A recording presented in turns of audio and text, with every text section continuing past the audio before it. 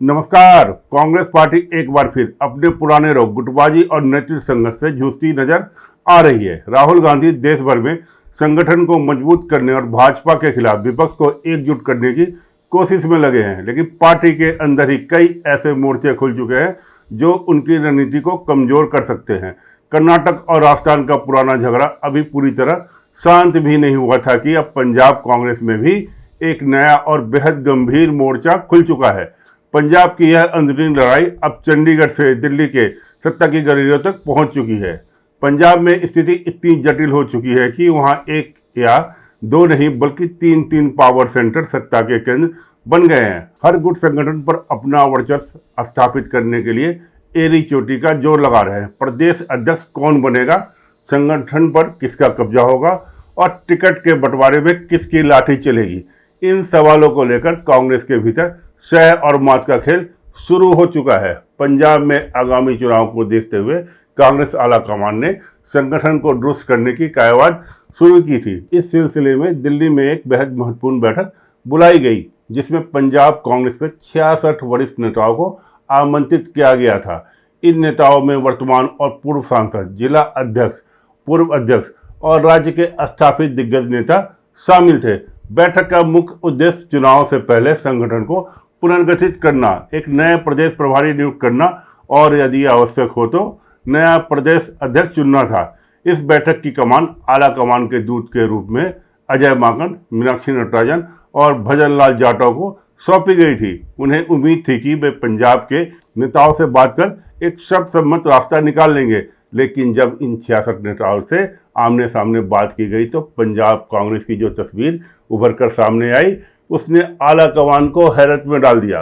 पूरी पार्टी स्पष्ट रूप से 3 अलग अलग धड़ों में बटी नजर आई। वर्तमान में पंजाब कांग्रेस के अध्यक्ष वे स्वयं एक सांसद हैं और युवाओं के बीच उनकी पकड़ मानी जाती है। राजा वडिंग का गुट और उनके समर्थक नेताओं का मानना है कि चूंकि चुनाव बेहद नजदीक है, इसलिए इस समय नेतृत्व परिवर्तन करना आत्मघाती साबित हो सकता है। उनका तर्क है कि नए अध्यक्ष को जमीन पर पैर जमाने और संगठन को समझने में समय लगेगा, जिससे पार्टी को नुकसान होगा। राजा वडिंग किसी भी कीमत पर अपनी कुर्सी छोड़ने को तैयार नहीं है और वे संगठन पर अपनी पकड़ बनाए रखना चाहते हैं। पंजाब कांग्रेस का दूसरा पावर सेंटर सुखजिंदर सिंह रंधावा है। रंधावा पंजाब के एक बेहद कद्दावर और वरिष्ठ नेता हैं, जो वर्तमान में सांसद भी हैं और राज्यसभा कांग्रेस के प्रभारी की जिम्मेदारी भी संभाल रहे हैं। बेहद आक्रामक तरीके से लॉबिंग कर रहा है। उनका मानना है कि वर्तमान राजनीतिक परिस्थितियों में पंजाब को एक ऐसे अनुभवी और सख्त चेहरे की जरूरत है जो संगठन को एकजुट रख सके। रंधावा खुद को प्रदेश अध्यक्ष के रूप में देख रहे हैं ताकि वे आगामी चुनाव में पार्टी का नेतृत्व कर सके। इस त्रिकोणीय मुकाबले में सबसे दिलचस्प पहलू है पूर्व मुख्यमंत्री चिरंजीव सिंह चन्नी। कैप्टन अमरिंदर सिंह को हटाए जाने के बाद कांग्रेस ने चन्नी को मुख्यमंत्री बनाकर एक बड़ा दांव खेला था। हालांकि पिछले विधानसभा चुनाव में करारी हार के बाद चन्नी हाशिए पर चले गए और पार्टी के भीतर अलग थलग पड़ गए थे। अब चन्नी संगठन के जरिए अपनी राजनीतिक प्रासंगिकता वापस पाना चाहते हैं। दिल्ली की बैठक में चन्नी ने एक बेहद रणनीतिक दांव खेला। उन्होंने आला कमान के सामने तर्क दिया कि वर्तमान में राहुल गांधी राष्ट्रीय स्तर पर ओबीसी, दलित और जातिगत जनगणना की राजनीति कर रहे हैं। यदि पंजाब में कांग्रेस को पुनर्जीवित करना है तो प्रदेश अध्यक्ष का पद किसी दलित चेहरे को ही मिलना चाहिए। चन्नी का यह दलित कार्ड सीधे तौर पर राहुल गांधी के राजनीतिक एजेंडे से मेल खाता है, जिससे आला कमान के लिए उनकी मांगों को पूरी तरह खारिज करना मुश्किल हो रहा है। प्रदेश अध्यक्ष पद के लिए इतनी मारामारी आखिर क्यों है? इसके पीछे विशुद्ध रूप से सत्ता और टिकट बंटवारे का गणित छिपा हुआ है। चुनाव के समय किस नेता को टिकट मिलेगा और किसका टिकट कटेगा, इसमें प्रदेश अध्यक्ष की भूमिका सबसे महत्वपूर्ण होती है। अध्यक्ष के हस्ताक्षर के बिना टिकट फाइनल नहीं होता। यदि कोई नेता अपने समर्थकों को बड़ी संख्या में टिकट दिलवाने में कामयाब रहता है तो चुनाव के बाद जीतने वाले विधायक स्वाभाविक रूप से उसके प्रति वफादार होंगे। राजनीति का यह अलिखित नियम रहा है कि यदि पार्टी चुनाव जीतती है तो प्रदेश अध्यक्ष का मुख्यमंत्री बनने का दावा सबसे मजबूत होता है। विधायक दल का नेता चुनते समय वही व्यक्ति बाजी मारता है जिसके पास सबसे अधिक वफादार विधायकों का समर्थन प्राप्त होता है। पिछली बार भी पंजाब में यही जंग थी।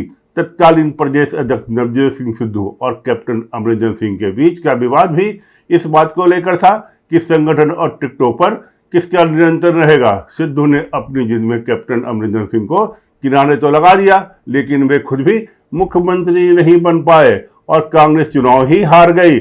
इस बार राजा वड़िंग, सुखविंदर रंधावा और चरणजीत सिंह चन्नी उसी इतिहास को अपने अपने पक्ष में दोहराने की होड़ में लगे हुए हैं।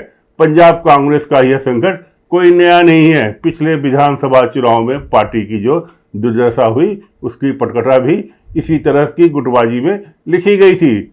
इतनी बड़ी हार और 5 साल विपक्ष में बिताने के बाद भी पंजाब कांग्रेस के नेताओं ने कोई सबक नहीं सीखा। आज भी स्थिति जस की तस बनी हुई है। अंतर सिर्फ इतना है कि पिछली बार 2 पावर सेंटर थे, कैप्टन अमरिंदर सिंह और नवजोत सिंह सिद्धू का, और इस बार 3 पावर सेंटर है, राजा वड़िंग, रंधावा और चन्नी का। इसके विपरीत सत्ताधारी आम आदमी पार्टी ने अपनी तमाम अंदरूनी समस्याओं के बावजूद जनता के सामने एक स्पष्ट चेहरा रखा है कि वे मुख्यमंत्री भगवंत मान के नेतृत्व में ही चुनाव लड़ेंगे। वही कांग्रेस इस उधेड़बुन में फंसी है कि वह प्रदेश अध्यक्ष किसे बनाए यदि वे बिना किसी चेहरे के चुनाव में उतरते हैं, जैसा कि उन्होंने केरल में किया था, तो जनता के सामने विश्वसनीयता का संकट खड़ा होगा, क्योंकि मतदाता यह जानना चाहता है कि उसका भावी मुख्यमंत्री कौन होगा। इस त्रिकोणीय जंग के बीच एक और कद्दावर नाम है जिसे नजरअंदाज नहीं किया जा सकता, प्रताप सिंह बाजवा वर्तमान में पंजाब विधानसभा में नेता प्रतिपक्ष विधायक दल के नेता हैं। वे भले ही प्रदेश अध्यक्ष की इस खुली लॉबिंग में सीधे तौर पर शामिल नहीं दिख रहे हैं, लेकिन उनकी महत्वाकांक्षा किसी से छिपी नहीं है। उनका तर्क सीधा है, यदि वे विपक्ष में रहकर सरकार के खिलाफ लड़ाई का नेतृत्व कर रहे हैं तो चुनाव के बाद मुख्यमंत्री पद पर पहला अधिकार उनका होना चाहिए। यह ठीक वैसा ही मॉडल है जैसे हरियाणा में भूपेंद्र सिंह हुड्डा ने अपनाया है।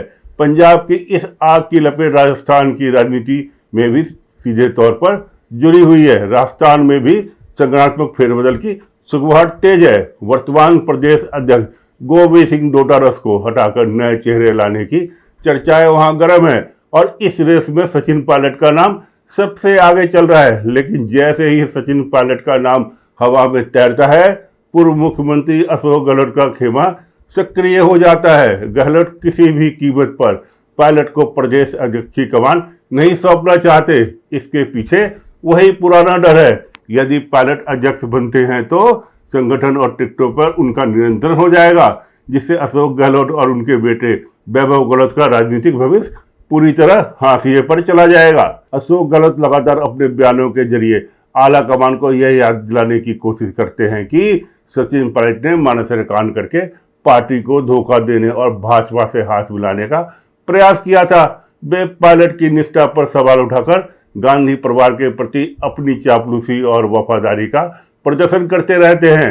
हाल ही में जब राहुल गांधी राजस्थान के दौरे पर आए थे तो दोनों ही गुटों ने अपनी ताकत दिखाने और राहुल गांधी के सामने नंबर बनाने की होड़ लगा दी थी। इसके बाद सचिन पायलट ने दिल्ली का रुख किया और राहुल गांधी के जन्मदिन के बहाने दिल्ली में अपनी गोटियां सेट करने की कोशिश की। पायलट ने स्पष्ट कर दिया है कि गहलोत के चक्कर में वे अब और अधिक इंतजार करने के मूड में नहीं है। दिलचस्प बात यह है कि कांग्रेस की यह गुटबाजी अब राज्य की सीमाओं से लांघकर आपस में जुड़ चुकी है। दिल्ली में सचिन पायलट ने पंजाब के वर्तमान अध्यक्ष अमरिंदर सिंह राजावड़ी से एक बेहद गोपनीय और लंबी मुलाकात की है। इस मुलाकात के पीछे की क्रोनोलॉजी को समझना बेहद जरूरी है। राजावड़ी पंजाब में अपनी कुर्सी बचाने के लिए संघर्ष कर रहे हैं, सचिन पायलट राजस्थान में कुर्सी पाने के लिए संघर्ष कर रहे हैं। पंजाब में राजावड़ी के विरोधी सुखविंदर सिंह रंधावा है, जो कि राजस्थान में कांग्रेस प्रभारी भी हैं। यानी जो रंधावा पंजाब में राजावड़ी की कुर्सी के लिए खतरा बने हुए हैं, वही रंधावा राजस्थान के प्रभारी के रूप में सचिन पायलट के भविष्य का फैसला करने वाली रिपोर्ट आला कमान को सौंपने वाले हैं। ऐसे में राजावड़ी और सचिन पायलट का एक साथ आना राजनीतिक रूप में बेहद मायने रखता है। यह ठीक वैसे ही स्थिति है जैसे कर्नाटक में देखने को मिली थी, जब DK शिव कुमार और VD सतीशन एक ही नाव पर सवार होकर एक दूसरे का समर्थन कर रहे थे, क्योंकि दोनों को चुनौतियां एक जैसी थी। कांग्रेस आला कमान की लाचारी सिर्फ पंजाब या राजस्थान तक सीमित नहीं है। कर्नाटक में प्रचंड बहुमत से सरकार बनने के बाद भी पार्टी के भीतर का गतिरोध समाप्त होने का नाम नहीं ले रहा है। सिद्धारमैया और डीके शिवकुमार के बीच चल रहे वर्चस्व की लड़ाई के कारण पार्टी लंबे समय तक अपने मंत्रियों के विभाग का फैसला तक नहीं कर पाई है। कर्नाटक में 34 मंत्रियों की सूची तय करने में आला कमान के पसीने छूट गए। स्थिति इतनी विकट थी कि शुरुआती दौर में जिन 10 मंत्रियों को शपथ दिलाई गई थी, उसमें से एक मंत्री तो इस बात पर अड़ गए थे कि अगर उन्हें उनकी पसंद का विभाग नहीं मिला तो वे इस्तीफा दे देंगे। सिद्धारमैया अपनी सूची लेकर अड़े रहते हैं और डीके शिवकुमार अपनी। इसके अलावा राष्ट्रीय स्तर पर भी एक अलग टकराव चल रहा है। राहुल गांधी जहां अपने सबसे भरोसेमंद रणनीतिकार केसी वेणुगोपाल को संगठन में खुली छूट देना चाहते हैं, वहीं अशोक गहलोत जैसे वरिष्ठ नेता राष्ट्रीय राजनीति और राज्य की राजनीति के बीच इस तरह फंसे हैं कि वे आला कमान के फैसले को प्रभावित करने की पूरी कोशिश करते हैं। पंजाब, राजस्थान और कर्नाटक के इन घटनाक्रमों में एक बात पूरी तरह साफ हो जाती है कि कांग्रेस आला कमान मल्लिकार्जुन खड़गे और राहुल गांधी का प्रदेशों पर वह निरंतर नहीं रह गया है जो सोनिया गांधी का हुआ करता था। पार्टी के भीतर अनुशासन का घोर अभाव है। पंजाब में आम आदमी पार्टी और भाजपा की सत्ता के बीच कांग्रेस का यह अंदरूनी फुट आगामी चुनाव में उनके लिए आत्मघाती साबित हो सकता है। मल्लिकार्जुन खड़गे को सौंपी गई 66 नेताओं की रिपोर्ट कोई ठोस नतीजा न निकल पाना यह दर्शाता है कि कांग्रेस फिलहाल इस दलदल से निकलने का कोई रास्ता नहीं ढूंढ पा रही है। अगर राहुल गांधी समय रहते हुए इन पावर सेंटर को एक धागे में नहीं पिरो पाए तो पंजाब और राजस्थान में इतिहास खुद को दोहराने के लिए पूरी तरह तैयार है। अपनी राय कमेंट बॉक्स में हमें बताएं। अगर वीडियो पसंद आया हो तो लाइक करें, शेयर करें और चैनल को सब्सक्राइब करें। जय हिंद। ताज़ा खबरों से जुड़े रहने के लिए हमारे चैनल को सब्सक्राइब करें और बेल आइकन को दबाना ना भूलें ताकि हर खबर की नोटिफिकेशन आपको मिलती रहे।